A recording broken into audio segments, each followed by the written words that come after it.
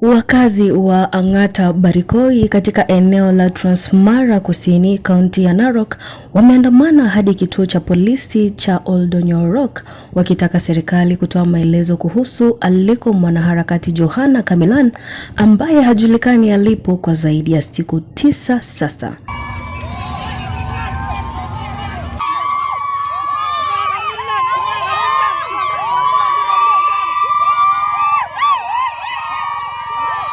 Mimi ninaitwa Arab Teta kutoka Ang'ata Barikoi. Siku ya leo tumekaa, mtu wetu ambaye anaitwa Kamilan anatoka Ang'ata Barikoi amepotea. Saa hii ni wiki moja.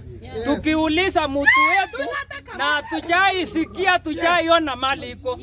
Tunataka tuwaulize serikali kama mumehusika kushika Kamilan. Hatukatai mushike, lakini mtuambie ako kwa jela gani. Tunataka serikali mtuambie mtaweka wapi. Kama mumeua museme tumeua. Sisi tunasitikisa sana.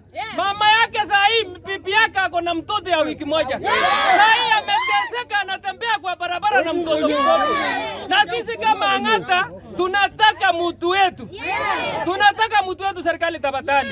Wakazi hao wanasema kuwa Kamilan hajawahi kuonekana tangu aliposhambuliwa wakati wa ibada ya mazishi katika boma la aliyekuwa mbunge wa Emurua Dikir, marehemu Johana Ng'eno.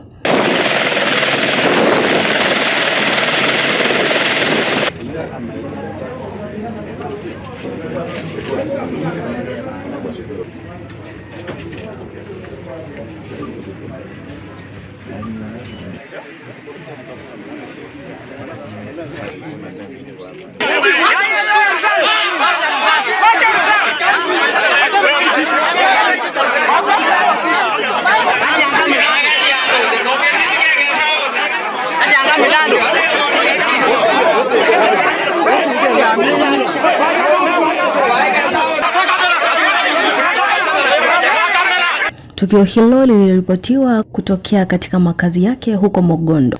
Kwa mujibu wa wakazi hao, tangu siku hiyo simu ya Kamilan imekuwa haipatikani na juhudi za kumtafuta nyumbani kwake hazijazaa matunda. Kwa majina naitwa Agnes Yegon ama Joylin. Kamilan tuambiwe kama ako sawa ama aliwawa. Hiyo ndio demand tunauliza. Na tunajua serikali wanatuona na serikali wanatufuatilia. Ile kitu tunatoa siku ya leo. Unaona watoto wa Kamilan vile wanalia, familia mzima wanalia. Ile kitu tunauliza serikali. Murkomen, wewe ni mtu wa Indiria. Ujitokeze useme Kamilan alishikwa sababu gani na ako wapi? Ndio watu watulie. Ile kitu tunataka tujue Kamilan amewekwa wapi, ako custody gani, tujue hako, na hata watu waende waangalie wajue Kamilan hako.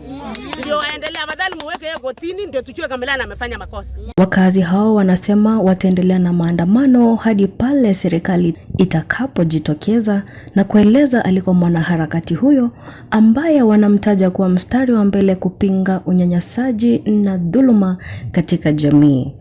Kwa majina mimi naitwa Kipkurui Birech Alias Mbegu. Tunasikitika sana kusikia kwamba mtu hajapatikana siku 9 zilizopita. Mulikuja mashishi ya Honorable Ng'eno, mukasika Ng'eno na kuchukua mwingine.